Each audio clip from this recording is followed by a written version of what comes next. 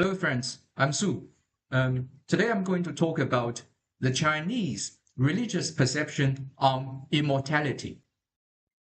As many people know, China doesn't have strong religions like Christianity or Islam. But traditional Chinese are highly religious anyway. So the question is, how are the Chinese religious feeling structured? Um, Traditional Chinese people's daily life and ethics were highly ritualistic in a religious way, as I explained in my previous videos. But it doesn't answer the ultimate religious question on immortality and on God. So, what are the answers then? Do they not care about immortality and God? They do. They care so much, actually. But Chinese perception on immortality is not in heaven or hell. Well, they do talk about heaven or hell sometimes, but when Chinese talk about heaven or hell, they are not so serious, actually. They care about immortality of one's reputation. Your reputation will stay forever on this planet. Well, someone would say, how about I write a book and make lie about this person to defame him, to ruin his reputation? It doesn't work in this way because your reputation will be remembered by people, not by any external authorities or books, but by people, by ordinary people, or by all the people. People who know you will always remember you, and they will tell the stories about you to the next generations. It doesn't matter if any authorities want to make lies about you. It doesn't matter because people know the truth. People always know the truth. And they will spread the truth and they will carry on the truth. No matter how much pressure they receive from possible external authorities. And this mechanism of carrying on the truth and the reputation is unbelievable because it bears a very strong religious spirit in it. This is also why the West finds it very difficult to control China or to completely brainwash Chinese people because they cannot defeat this mechanism in China, this mechanism of truth and reputation. There are two religious core in Confucianism. One is kindness, is that the human nature is kind, is good. And the other is immortality. Immortality of your reputation on this planet, in this world, not somewhere beyond. This is why most traditional Chinese festivals are memorizing the great men in the ancient times, the great people who achieve great things for people, great gentlemen, or people who even sacrifice themselves to maintain justice, to hold their principles. Chinese people remember them and memorize them even after hundreds of years or thousands of years. Chinese people still memorize and remember them. And these great people become immortal. They never die in people's mind. They are always living. They are always living in people's mind. The spirit is immortal. And you may ask, how about ordinary people then?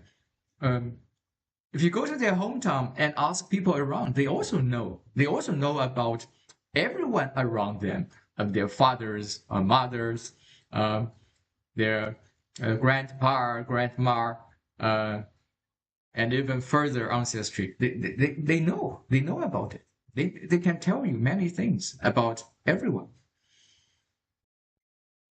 Besides that, traditional Chinese also has something called jiapu, which is a list, a full record of one's family tree, one's ancestry from hundreds of years, even thousands of years ago till now.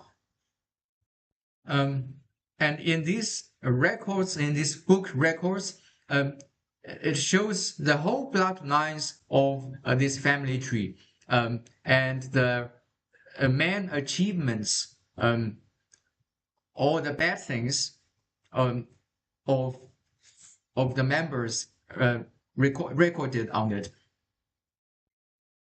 But the problem is most ordinary Chinese people have lost their records of ancestry, of this family tree thing, in modern China, especially after the Cultural Revolution. Because during the Cultural Revolution, most of these things were burned or destroyed. But there are still some families who have it, especially the renowned family in history. Um, but there's one thing for sure, and if you are particularly great, if you're a particularly great man in history, or you're particularly badasses in history, you will never be forgotten by Chinese people. Your reputation will always be carried on and on. So there's a Chinese word 流芳百世, which means your good reputation is like a scent, like an amorous scent that be carried on for hundreds of years. And there's another word 遗秀万年, which means if you're a bad person, your bad reputation, the smelly scent will also be carried on for tens of thousands of years. And here comes a problem because some Western people would think, wow, if I'm badasses, my reputation will be carried on for tens of thousands of years. How cool is that? I will be the worst badasses ever. So people always remember me. Well, it doesn't work in this way. Actually, if you are such badasses, you will be condemned and hated for thousands of years. Well, it's not something cool actually, because whenever people are unhappy, they will find you to condemn. Actually, they will not condemn innocent people. They find you to condemn. And your children and the next generations would never dare to mention you. Actually, they would never dare to mention that they are the sons and descendants of you. Actually, but some people may ask, is this so crazy, so stubborn, so fanatic? The answer is no, because Confucianism gives you enough chances to repent yourself when you are still living, when you are still alive. There's a Chinese saying, 盖棺定论, which means a person should be judged only after his death. So whatever you did when you were living will be considered, will be measured, and people will balance between the good deeds and bad deeds you did in your life. And then people will make a final judgment on you only after your death. And Confucianism also talks about 忠恕之道, the Tao of loyal and forgive. It doesn't promote hatred. It doesn't promote constant condemnation. In the great Confucius classics, 中庸, the Tao of middle way, it says, 君子以仁治人，改则止.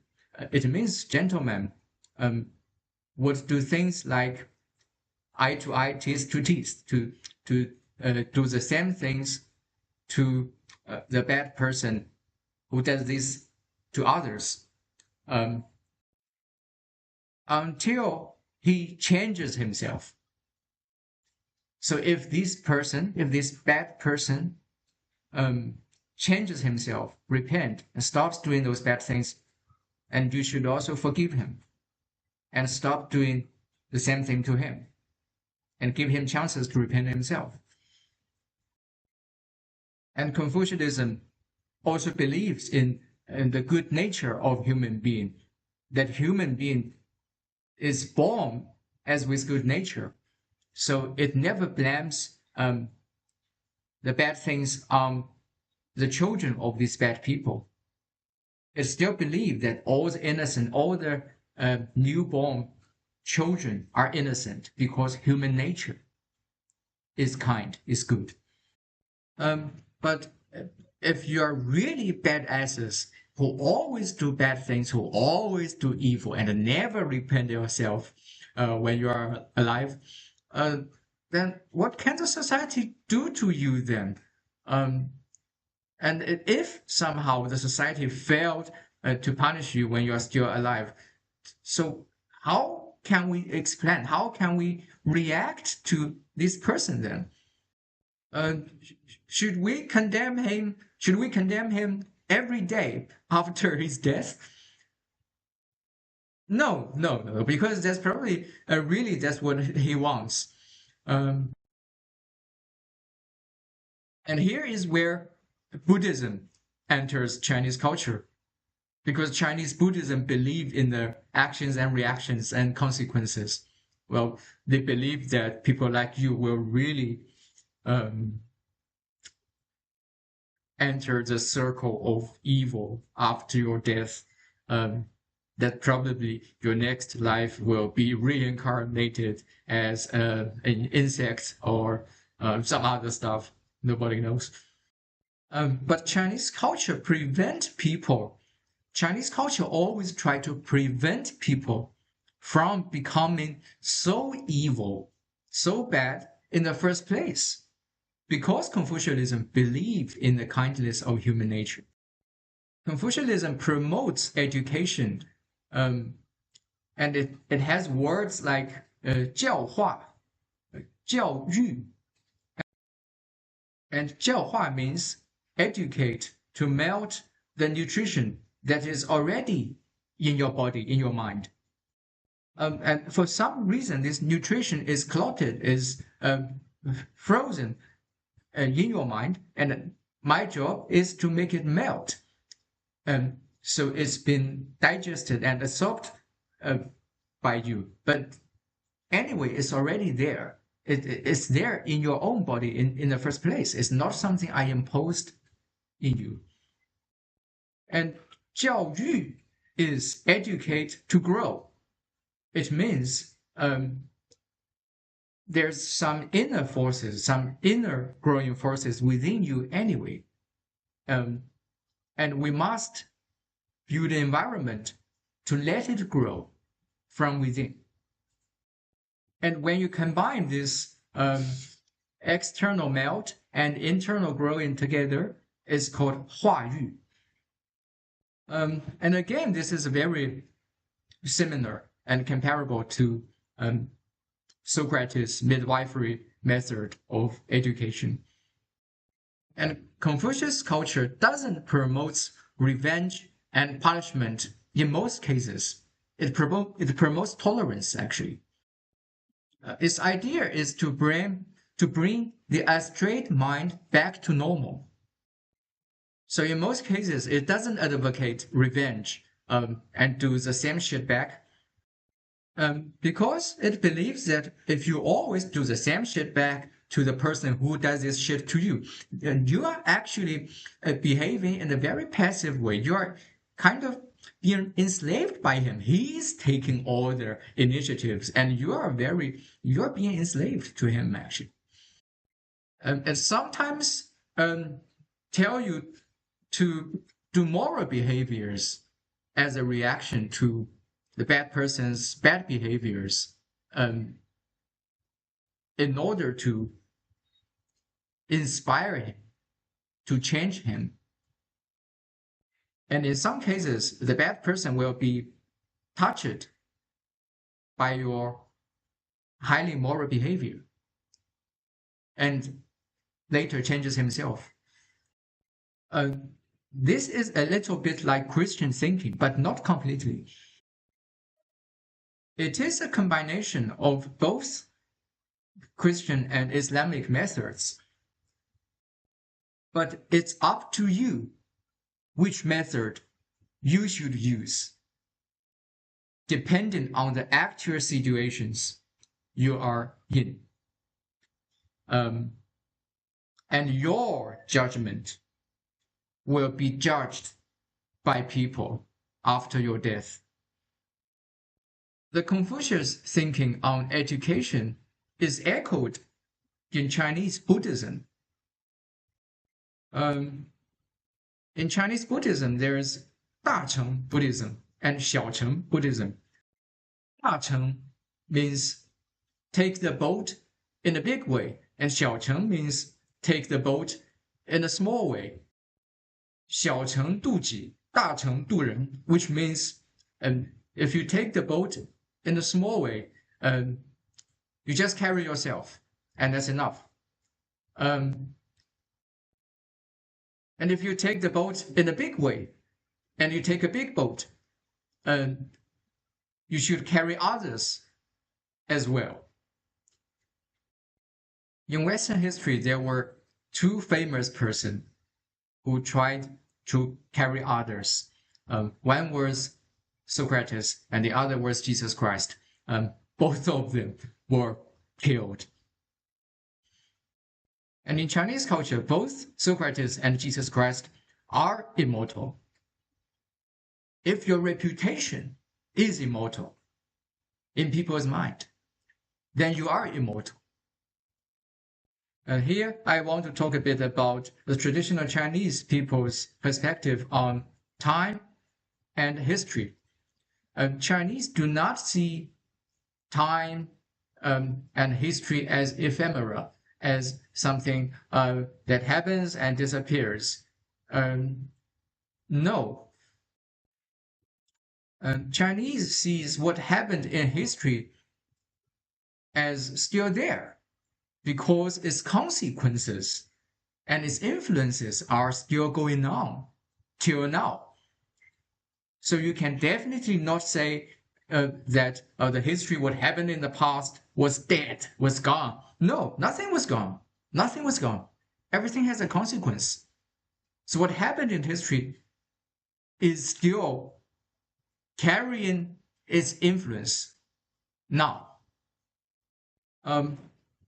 And what will happen in future is already there, is already part of history as well. It's not something absolutely unknown or uncertain or whatever.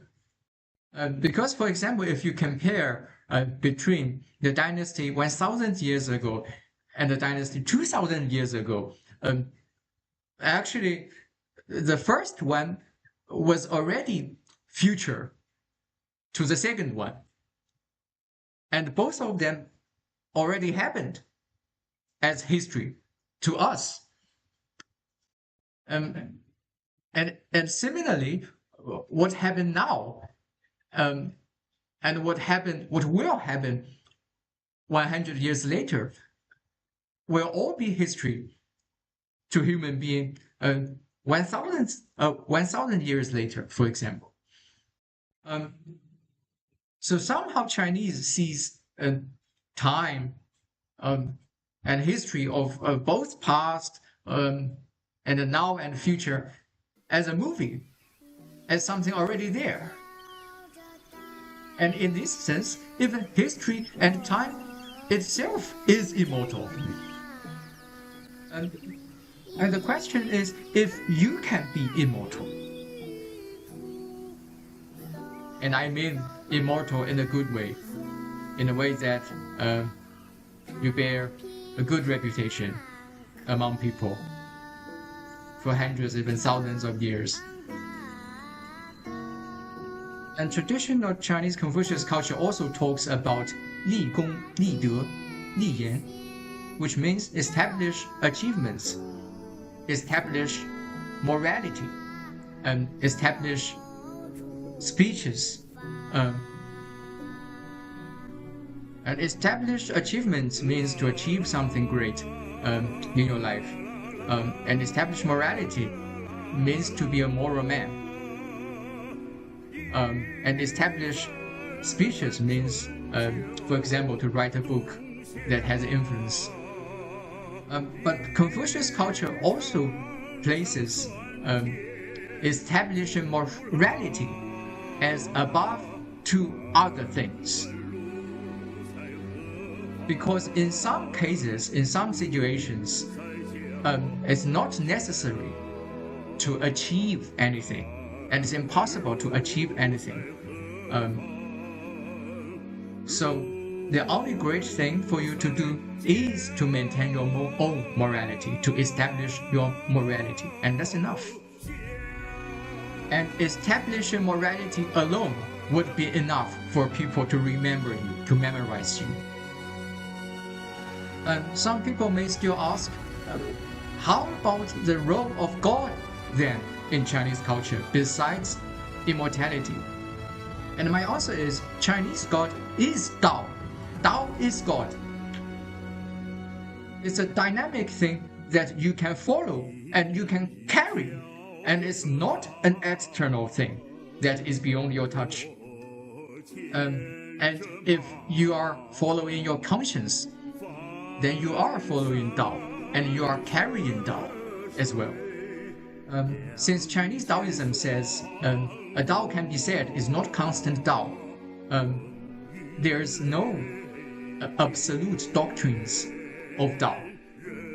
So it really depends on your judgment, on how much you discovered your own conscience. And your judgment will be judged by other people after your death.